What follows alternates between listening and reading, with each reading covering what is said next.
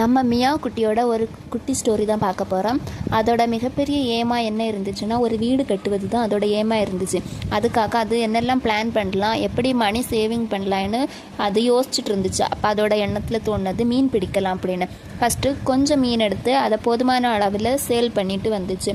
அப்புறம் அதுக்கு அந்த சேல் ரொம்ப நல்லாவாக போயிட்டு இருந்துச்சு. அதனால அது இன்னும் நல்ல குவாலிட்டியான தூண்டில் வாங்கி நிறைய மீன் பிடிக்க ஆரம்பிச்சிச்சு.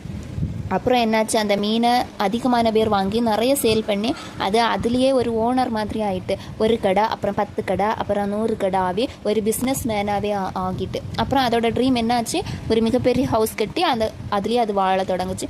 அதோட ஏம் என்னாச்சு, பூர்த்தியாச்சு. இதே போல் நம்மளும் நம்ம லைஃப்பில் ஒரு ஏமை நோக்கி அதே ட்ராக்லோட்டு போனோம். விருப்பம் இருந்தால் சரி, வேண்டாம், அடுத்த சோர்ஸ் என்னன்னு பார்க்கலாம் அப்படின்னு பல இது தேடாமல் ஒரே டிசிஷனில் கரெக்டாக இருந்து அந்த கோலை நோக்கி ஓடிட்டு இருந்தோம்னா கரெக்டாக நம்ம ட்ரீமை அச்சீவ் பண்ணலாம்.